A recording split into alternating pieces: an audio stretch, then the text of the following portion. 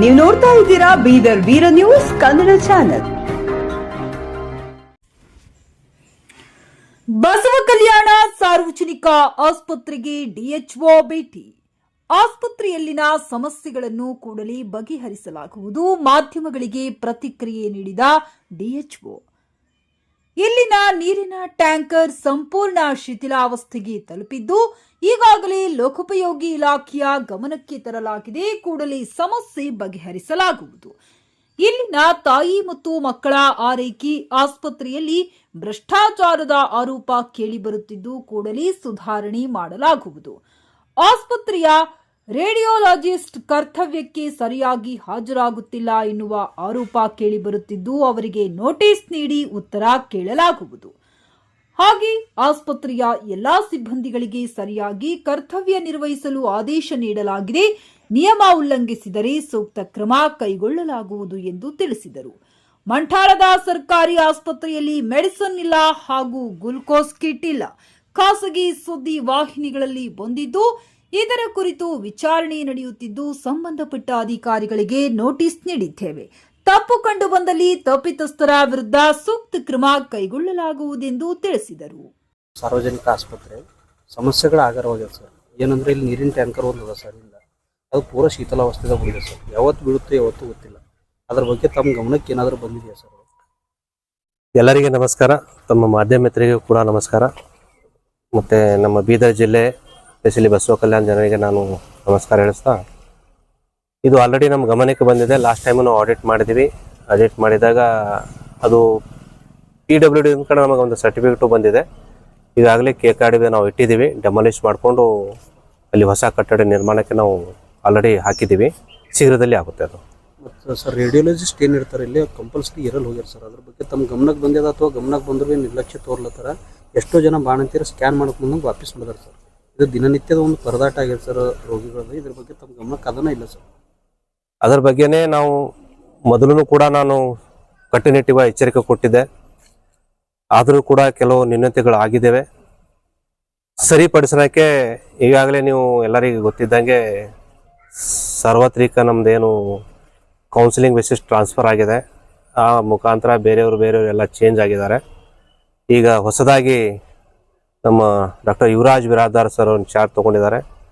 ಅವರು ಅದಕ್ಕೆ ನಾನು ತುರ್ತಾಗಿ ನಾವು ತಾಲೂಕು ಆಫೀಸರು, ಮನೆ RCH ಅವರು ಮತ್ತು DS ಅವರು ಎಲ್ಲರೂ ಬಂದುಬಿಟ್ಟು ನಾವು ಮೀಟಿಂಗ್ ತೊಗೊಂಡು ಎಲ್ಲರಿಗೂ ಕಟ್ಟುನಿಟ್ಟಿ ಜೊತೆ ಎಚ್ಚರಿಕೆ ಕೊಟ್ಟಿದ್ದೀವಿ. ಮುಂದೆ ಈ ಥರ ಯಾವುದಾದ್ರು ಆಯ್ತು ಅಂದರೆ ನಾವು ಖಂಡಿತವಾಗಿ ಆ್ಯಕ್ಷನ್ ತೊಗೊಂಡ್ಬಿಟ್ಟು ನಾವು ಇದಕ್ಕೆ ಮುಂದಾಗದಾಗೆ ನೋಡ್ಕೋತೀವಿ. ಏನಾರು ಆಯ್ತು ಅಂದರೆ ನಾವು ಖಂಡಿತವಾಗಿ ಆ್ಯಕ್ಷನ್ ತೊಗೋತೀವಿ. ತಾಯಿ ಮತ್ತು ಮಕ್ಕಳ ಆರೈಕೆ ಆಸ್ಪತ್ರೆ ಏನಾದ್ರು ಸರ್, ಅಲ್ಲಿ ಪದೇ ಭ್ರಷ್ಟಾಚಾರ ಆರೋಪ ಕೇಳಿಬರ್ತದೆ ಸರ್. ಇಲ್ಲಿಂದ ಏನಾದರೂ ಖುದ್ದು ಶಾಸಕರು ಭಾಳ ಸಲ ಆರೋಪ ಮಾಡಿದ್ರು ಸರ್. ಇದ್ರ ಬಗ್ಗೆ ತಾವು ಏನಾದ್ರು ಕ್ರಮ ಕೈಗೊಂಡಿದ್ರಿ ಅಥವಾ ಅಲ್ಲಿ ಸ್ಟಾಫ್ ಏನಾದ್ರು ವರ್ಗಾವಣೆ ಮಾಡಿ ಈ ಕಡೆಯಿಂದ ಹಾಕಿದ್ರೆ? ಈಗಾಗಲೇ ಅದಕ್ಕೆ ನಾವು ಸಣ್ಣ ಪುಟ್ಟ ಚೇಂಜಸ್ ಆಗಿದ್ದಾವೆ. ತಾವು ನೋಡ್ತಾ ಇದ್ದೀರಾ. ಇಲ್ಲಿಂದ ಫೀಡ್ಬ್ಯಾಕ್ ಎಲ್ಲ ಹೋಗ್ಬಿಟ್ಟು ರಾಜ್ಯ ಮಟ್ಟದಿಂದನೇ ಚೇಂಜಸ್ ಆಗಿದ್ದಾವೆ. ಮುಂದಿನ ದಿನಗಳಲ್ಲಿ ಎಲ್ಲನೇ ಸರಿ ಹೋಗುತ್ತೆ. ನಾನು ನಿಮ್ಮ ಮುಖಾಂತರ ಎಲ್ಲ ಬಸವ ಕಲ್ಯಾಣ ಆಗಲಿ ಇಲ್ಲ ಸುತ್ತಮುತ್ತ ಆಗಲಿ ಬೀದರ್ ಜನತೆಗೆ ಆಶ್ವಾಸನೆ ಕೊಡಕ್ಕೆ ಬಯಸ್ತೀನಿ. ಆರೋಗ್ಯ ಇಲಾಖೆ ಕಡೆಯಿಂದ ಯಾವುದೂ ಸಮಸ್ಯೆ ಬರಂಗೆ ನೋಡ್ಕೋತೀವಿ. ಅಂತ ಏನಾರ ಬತ್ತಂದ್ರೆ ನಾವು शीघ्रदल्लेने ನಾವು ಅದು ಸರಿಪಡಿಸೋಕೆ ನಾವು ವ್ಯವಸ್ಥೆ ಮಾಡ್ಕೊತೀವಿ सर। जैसा कि मंठाड़ का एक गवर्नमेंट हॉस्पिटल है, वहाँ पर जो दवाई जो इंजेक्शन दिया जाता है वो सब बाहर से लिख रहे बोल के अभी न्यूज में भी आया है। न्यूज में भी आ गया, उसी दिन में दिया है। मैं ऑलरेडी उनको नोटिस भी दिया हूँ। वो किसके वास्ते गए क्या दिए, आज मैं पूरा इधर में टूर पे हूँ। ಅದಕ್ಕಾಗಿ ಅವರು ನಮಗೆ ವರದಿನೂ ಹಾಕಿದ್ದಾರೆ. ಅದು ಬೇರೆ ಬೇರೆ ಪೇಷಂಟ್ಗೆ ಕೊಡೋದು ಸ್ಟೋರಿಂದ ತಗೋಬೇಕಂತ ಹೇಳಿದರೆ ಅವ್ರು ಚೀಟಿ ಕೊಟ್ಟರೆ ಅವ್ರು ಹೊರಗಡೆ ತಗೋಂತ ಆ ಥರ ಕನ್ಫ್ಯೂಸ್ ಮಾಡಿರೋಂತ ನಾನು ಡಾಕ್ಟ್ರಿಗೂ ಮಾತಾಡಿದ್ದೀನಿ. ಅದು ಅಲ್ಲಿಂದಲ್ಲೇ ಶೀಘ್ರದಾಗಿ ಅರ್ಧ ತಾಸಲ್ಲಿ ಎಲ್ಲಾನ ರಿಪೋರ್ಟ್ ತೊಗೊಂಡ್ಬಿಟ್ಟು ಇವತ್ತು ರೈಟಿಂಗಲ್ಲೂ ಕೊಟ್ಟಿದ್ದಾರೆ. ಆ ಥರ ಹೊರಗಡೆ ಕೊಟ್ಟಿಲ್ಲ, ಸ್ಟೋರ್ದಿಂದ ತಗೋ ಅಂತ ಹೇಳಿಬಿಟ್ರೆ ಅವರು ಕನ್ಫ್ಯೂಸ್ ಆಗಿ ಮಾಡಿದ್ದಾರೆ. ಅಲ್ಲಿ ಜೊತೆ ಇರೋರು ಪೇಷಂಟ್ರು ಕೂಡ ಹೇಳಿದ್ದಾರೆ, ನಾನು ಅವರಿಗೂ ಮಾತಾಡಿದ್ದೀನಿ. ಆ ಥರ ಯಾವುದೂ ಆಗಿಲ್ಲ ಮತ್ತು ಮುಂದೂ ಆಗ್ಬಿಡಲ್ಲ. सर पेशेंट का बाइट है हमारे पास, पेशेंट को खुद को बोले ये बाहर से ला लो, यहाँ पर नहीं है स्टॉक बोल के, ग्लूकोज का वायर रहता है वो वही ड्रिप सेट, वही ड्रिप सेट, IV सेट, ಅದೇ ಡ್ರಿಪ್ ಸೆಟ್ ಅದು ಕನ್ಫ್ಯೂಸ್ ಮಾಡ್ಕೊಂಡಾರೆ. ನಾನು ಅದೇ ಹೇಳ್ತಾ ಇದ್ದೀನಿ ನಿಮಗೆ ಪದೇ ಪದೇ.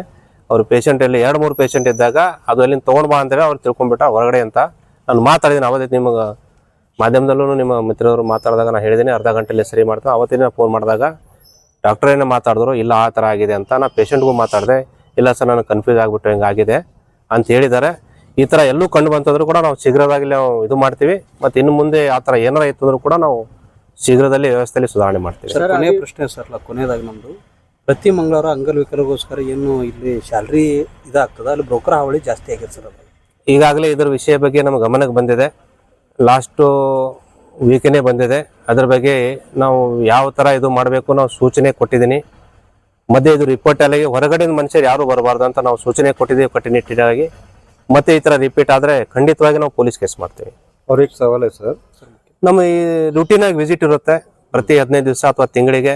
ಲಾಸ್ಟ್ ವೀಕಿಗೆ ಬರಬೇಕಾಗಿತ್ತು, ಕೆಲವು ನಮ್ಮ ಜನರಲ್ ಟ್ರಾನ್ಸ್ಪೋರ್ಟು ಕೆಲವು ಇದರಿಂದ ನಾನು ಬರೋಕ್ಕಾಗಿಲ್ಲ. ಸೊ ಇವತ್ತು ನಾವು ಬೆಳಗ್ಗೆಯಿಂದನೇ ನಾವು ಎಲ್ಲ ಹುಲ್ಸೂರಾಗಲಿ ಬೇಲೂರಾಗಲಿ ವಿಸಿಟ್ ಮಾಡ್ಕೊತಾ ಬರ್ತಾ ಇದ್ದೀವಿ. ನಾಳೆನೂ ಕೂಡ ನಾವು ಇಲ್ಲಿಂದ ತಾಲೂಕದಿಂದ ಇಟ್ಕೊಂಡಿದ್ದೀವಿ. ನಾವು ಸಂದೇಶ ಕೊಟ್ಟರೆ ಸರ್ ತಮ್ಮ ವರ್ಕರ್ಸ್ಗಳಿಗೆ?